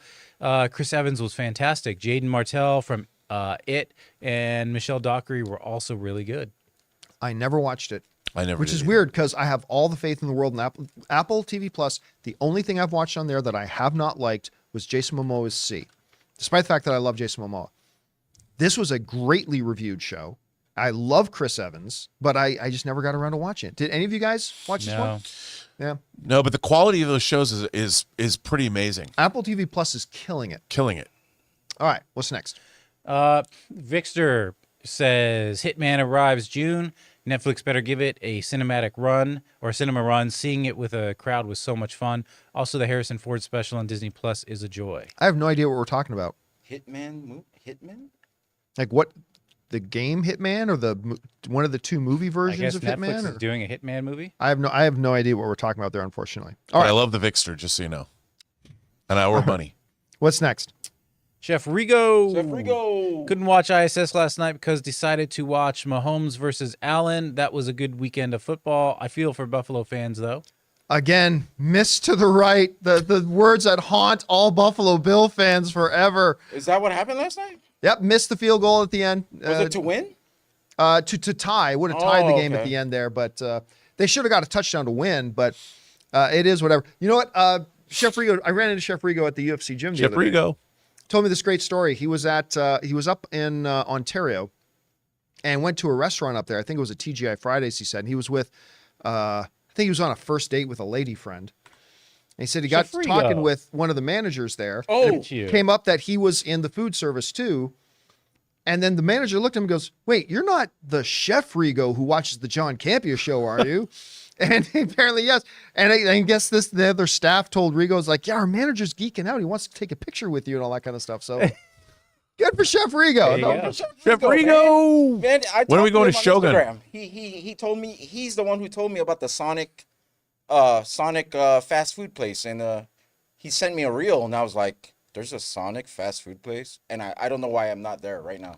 There's one off Sonic is a huge chain. It's off Sonic the Hedgehog. Oh, theme. an actual Sonic the Hedgehog. Yeah, that's what everyone I had no says to idea. Ray. Sorry. Sonic the Hedgehog. This is Sonic off the 210, bro. Come on. All right, what's next? AL says, have any of you had a movie show scare you as kids? Yes. Jaws. Jaws terrified me. I remember I had to sleep in the bed with my mom. I asked my mom to come and wait until I fell asleep before she left. Yeah, Jaws scared the hell out of me. And for like a year or two, even though I was at campgrounds with my family that was on a river, I'd be scared that there was a shark in it. I didn't watch a movie, but I walked into, I forgot who was watching, but there was a girl with a zipper mouth. She was watching TV, and then they turned and you look at her face, and she has no mouth or like a zipper mouth. Is that like Poltergeist? No. There's probably like 8 movies that had something like that. Yeah. Where somebody got okay. their mouth Because taken that away. freaked me out. I don't know what movie it was. Are you thinking of the Wolverine movie with Ryan Reynolds as Deadpool? Oh, that one was like he just had his mouth taken away. yeah, too. that one was just icing on the cake. As a kid, I'd say The Howling. Freaked me out. Yeah. Scariest movie I ever saw as a kid was a TV movie I saw when I was like 5 years old called Don't Be Afraid of the Dark. I thought you were going to say Mazes go. and Monsters. No, but they remade it. Right. Guillermo del Toro, but it was the TV version. My babysitter, Debbie Black, showed it to me. Ooh. Or made me watch it. All right, what's Terrifying. next? Justin D, what would you think of a what if type show, but for Star Wars? What if Duel of Fates was episode 9? What if Anakin never turned, etc.? Thoughts? Zero interest. I would have zero interest in it. It's the same reason I have zero interest in the Marvel thing. Listen, the Marvel thing is just a waste of time. None of it's canon. None of it's actually a story. It's just all. I mean, look, I'm not to say that it's not cute, but it's pointless. It really is pointless. So while every once in a while the comic books are some iconic stories, Red Sun, stuff like there are some iconic what if comic book stories. Absolutely, but What If Conan the Barbarian was in the 20th century is my favorite what if comic. Bill in jail. Sienkiewicz did the cover. Conan with a gun. It was awesome. But yeah, I would have zero interest in it, to be honest with you. But I'm sure there would be other people out there who'd be interested in it. All right, what's next? Amin says Oscar nominations get announced tomorrow morning. Any thoughts, predictions? What do you think will be the biggest surprise? Well, if I predicted the biggest surprise, it wouldn't be a surprise. Boy, I'll tell you what, you weren't here on Friday, but the BAFTA nominations came out. Lily Gladstone, who's considered one of the top 2 favorites for Best Actress with her and Emma Stone, Lily Gladstone did not get nominated for that, which kind of says to me that maybe this is just completely Emma Stone's time. Well, she would be a 2-time Academy Award winning actress. 2 times. I think this is going to be Oppenheimer's year. Yeah. I mean, all roads seem to point to Oppenheimer. I think they're going to probably end up with the most nominations. I read one article that says they're predicting he could get like 13 nominations, which means it theoretically could catch Lord of the Rings Return to the King, that has the record with 2 other films for most Academy Award wins in a year with 11. I don't think Oppenheimer is going to win 11 Academy Awards, but I think they're going to lot I think they're going to come close. Think so? Yeah. Especially in the technical awards. All right. Editing, soundtrack, sound. Okay, what's next? Seconds from Disaster says, last night I watched Roleplay with Kaylee Kuko on Prime Video. It was fun. More believable assassin movie. Have any of you seen it yet? No, I just saw the advertisement for it for the first time this weekend. Yeah. I've never heard of it. I had no idea it was coming. You know what? I've also never seen that. Speaking of, what's her name? Kelly Kuko? Kaylee? Kaylee Kuko? The girl who does the voice of Harley Quinn. She had that stewardess Yeah. show. Oh, yeah. Elizabeth watched that. It was pretty good. I heard a number watched of some people of it. tell me it was actually pretty good, and I never watched that one either, but I heard it was good. I'm all about Mr. and Mrs. Smith. It hasn't started yet. That I'm getting excited to watch. That looks great. Yeah. And I'm down. All right. What's next? HV3 says, with a $20 super chat, Thank you, HV3. yeah, more episodes does not always mean better. I'm struggling to get through Daredevil season 1. It's great, but every episode is the same. Matt tries to get info on Fisk, also gets caught and narrowly escapes. Well, okay, that HV3 is not a question about episode number or whatever. That's about subjective opinion about a piece of art. There are a lot of people out there who think that first season of Daredevil might be the gold standard of all superhero television. I'm not one of them. I think it's great. I don't think it's the gold standard, but A lot of people love it and think it's perfect the way it is. To me, episode length, the reason I bristle at short episode length is because my mom's calling me. I'm really tempted to end the show right now. I will call her back. Sorry, when mama calls, you got to consider dropping everything. We can answer some questions too. Yeah, go another room, caller. I'll leave it up. Rob, answer these questions. Okay. Yeah. So going back, About Daredevil. Yeah, more episodes doesn't always mean better. No, I think, look, here's the thing. Well, also, the show had a certain format. And remember, when Daredevil was a TV series, we had only the movie with Ben Affleck. That's all anybody had seen. Most people who aren't comic book readers, this was something new. They had to establish the character. So, yeah, it maybe is a little repetitive, but stick with it because I think that I think it's a great show. It's a great iteration of that character. Can I ask you something like from the question before? Like, no. What the nomination thing was Mutant Mayhem still on the short list for animation? You know what? That's a good question. I don't think it is. I will cry if they actually get nominated. Are you going to cry on camera? I really like the art on. If you're going to cry, only cry on camera. I really like the art on Mutant Mayhem, despite what you think about the movie itself. Visually, I thought, man, this could be.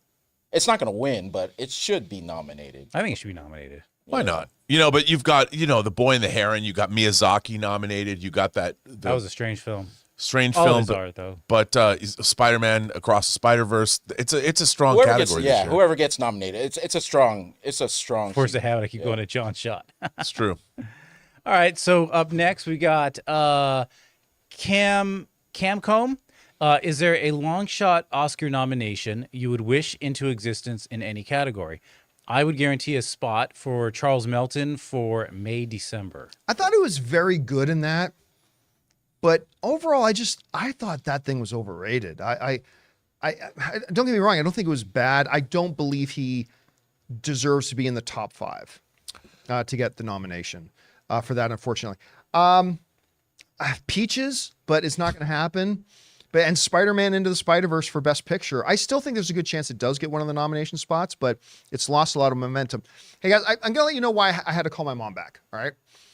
So some of you know this, some of you don't. My mom has been in the hospital for almost 2 years. A trip I took back home to Canada about 1.5 years ago, I thought I was going back to say goodbye to my mom because she was going in for a surgery that they said she had a 10% chance of surviving. And clearly, she made it through that. But it has been a question mark about whether or not she would last much longer or that if she would have to spend the rest of her life in the hospital. Well, there's been significant improvements happening in the last couple of months to the point that my mother has now found out that her health has improved so much they are now starting to put the plan together for her to go home. Yeah. For the first time in like 2 years. Heck yeah. So, that's what's been going on with my family lately. So when my phone rings and I see my mom is calling, I got to go answer that call. So it looks like she could be going home as early as this week, maybe next week. It's amazing. Awesome, man. So I'll have to be taking another trip home to Canada soon. But so that's why I wasn't trying to be rude, but that's why I had to step away and go take That's that good. call. Congratulations. That's exciting. Bobo to Canada. Yep, time for all of us to go up there. All right, what's next? We got Christopher Brickner who says, John, while you liked the live action One Piece, I understand not getting into the anime. It's 1,091 episodes long and counting with hundreds more coming.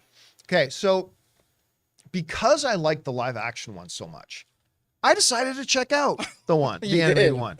You did, huh? Yep. Yeah, I'm not going to continue doing that. Nope. Not as good. I knew. But listen, I was not going to even bother with the live action one, but I was home. I'm like, you know what? I'll give this a shot. I was very pleasantly surprised by that live action One Piece. I thought it was really cool. I can't wait for season 2. All right, what's next? Jarius Ashford says, my hope for the new Daredevil show is Born Again. Well, that's all around. Oh, little plan words. I see what you did there. All right, what's next? Walter White Walker, did we just spot a Type 4 or 5 civilization? That's an interesting question.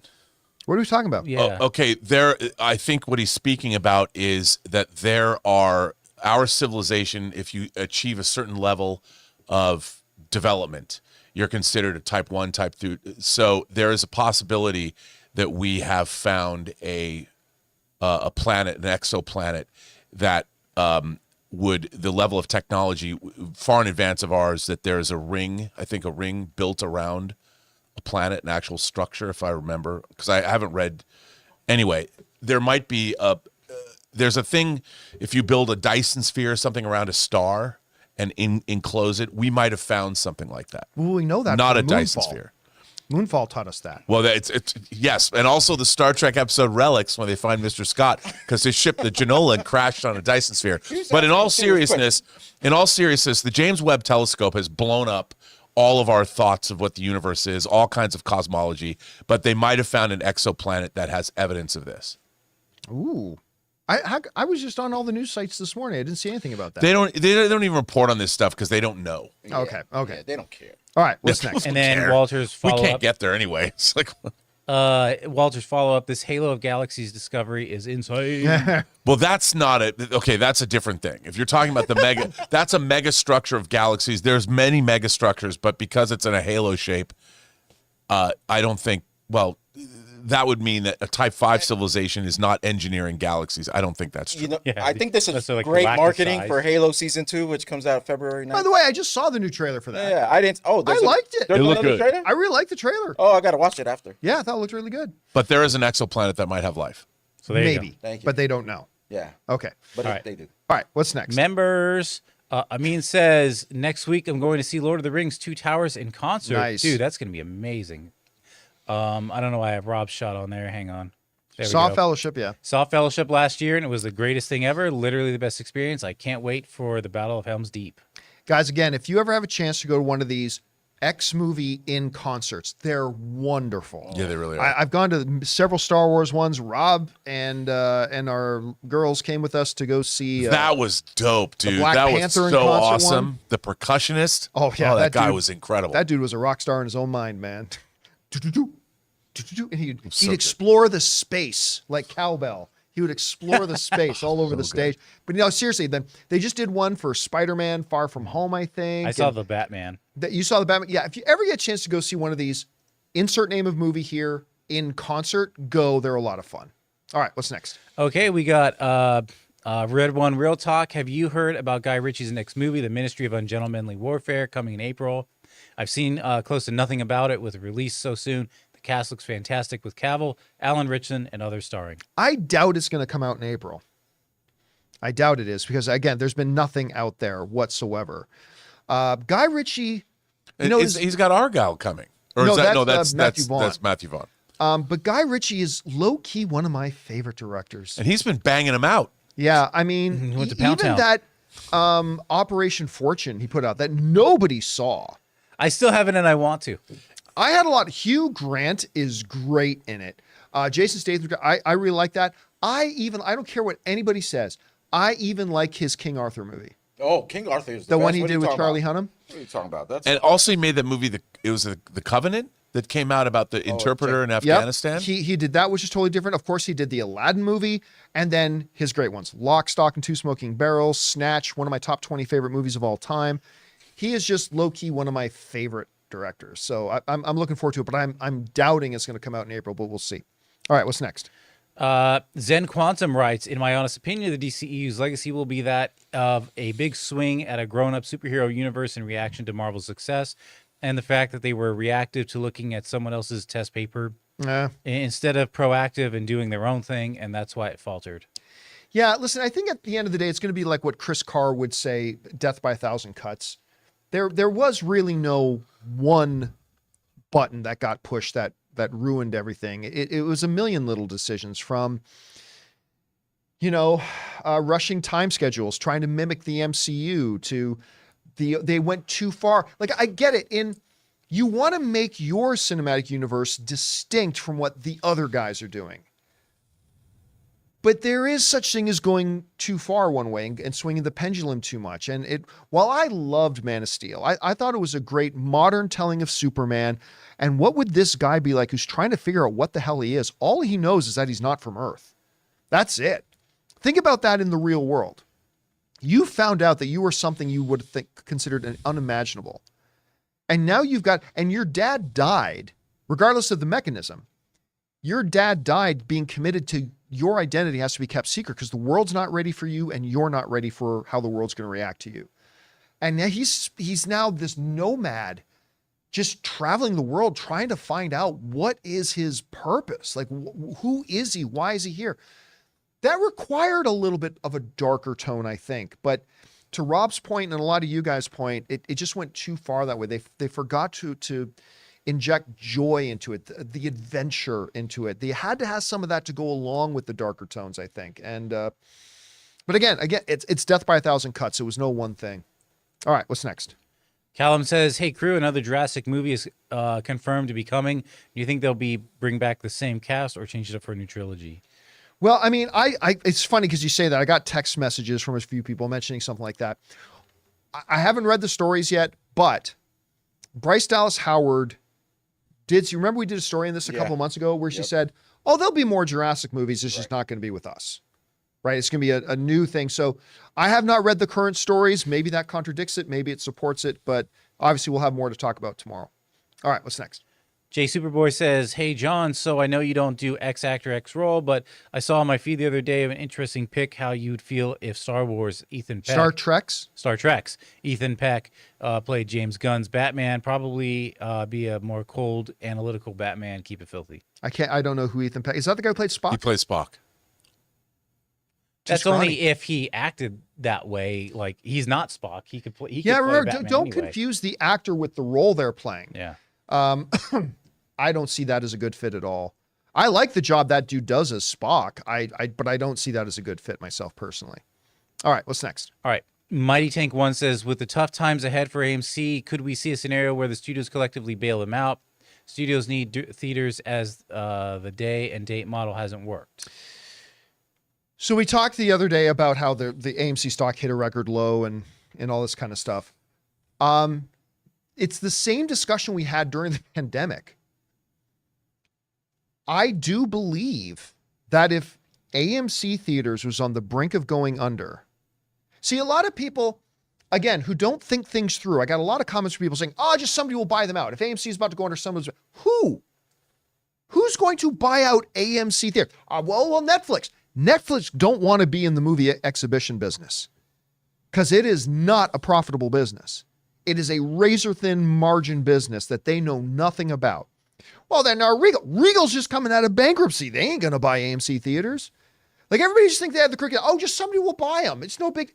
Who the fuck is going to buy the largest movie theater chain in the world? But like we talked about during the pandemic, I think you're right. Listen, they are the biggest movie theater chain in the world.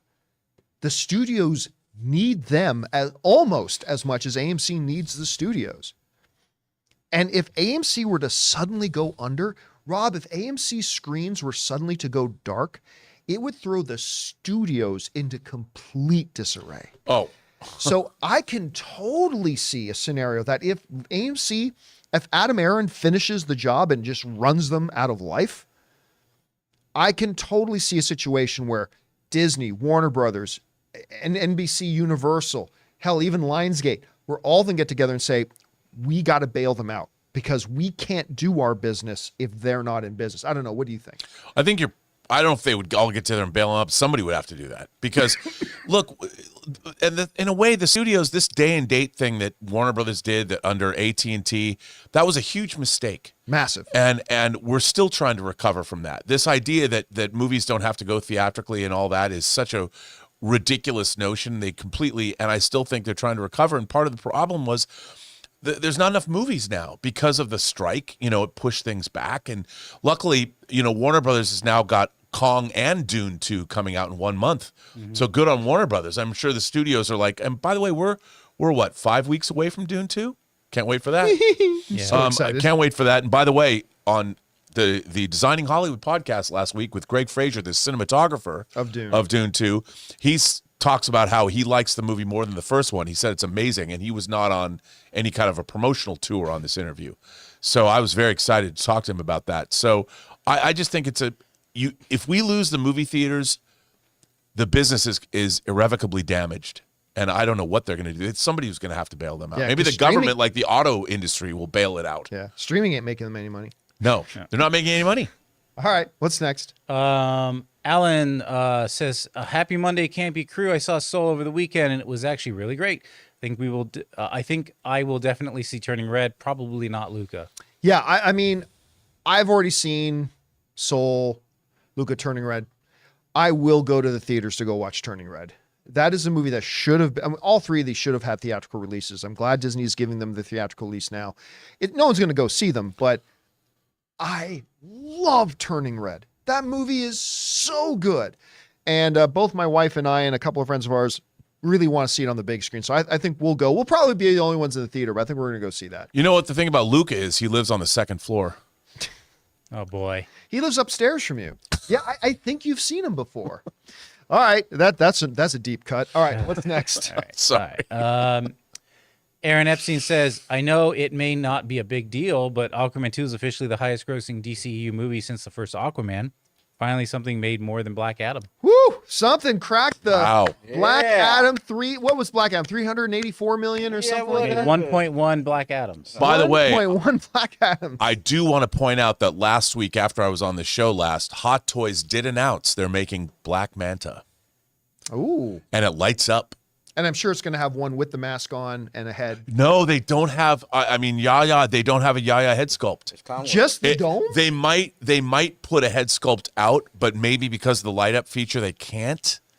I don't know because Just the Stewie Griffin shaped head? yes, so far. That's all they showed. But it lights up. All right. What's I'm going to next? buy it. I want it. I want Black Manta. Lori Howard says, so do you think that Isabel May, 1883, was blackballed for agreeing to do the Dumb Wonder Twins movie? She was all the rage until that project. Very talented actress. I had no idea. All I knew was that the dude from Riverdale and the girl, who was the girl? It wasn't her. That. Oh no, that was her. Yeah, that was 1883. her. Yeah. No, nobody. Don't be ridiculous. Wasn't that an axe of Zaslav? Yes. That was a victim of the Again, axe of Zaslav. one of the good acts of Zaslav swings. That was a disaster waiting to happen. It's a very good swing of the axe by Zaslav on that. No, nobody's going to hold any actor Wasn't her fault. responsible for a movie that never got made. So no, Yeah. that had. I'll tell you something. You know what? Greta Gerwig and Nora Nora and Noah Baumbach, they could make a Wonder Twins movie work. I'm convinced of that. Again, if you do it right, you can make anything. But I have a very hard time imagining a movie about a superhero who turns into a bucket of water.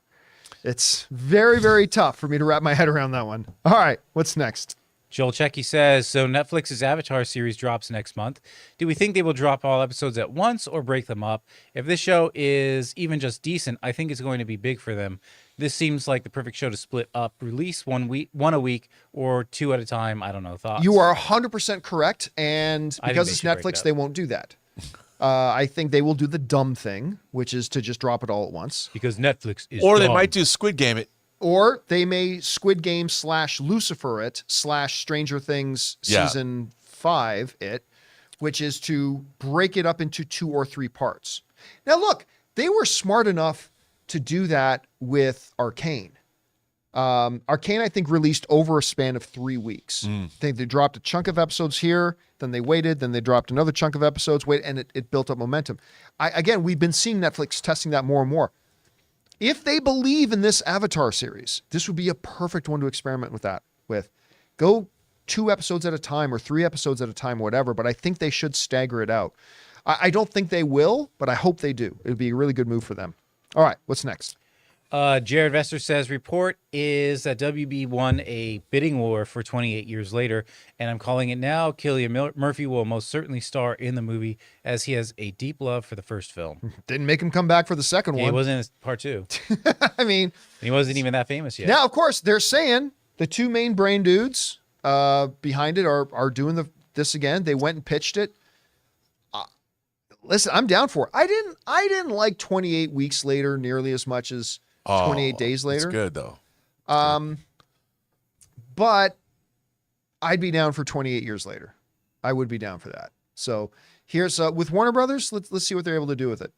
All right, time for one more. What's our last question of the day? Okay, it's gonna be a sports one then. Mr. Hank Dunn says, "You know what the Bills did win last night? My heart."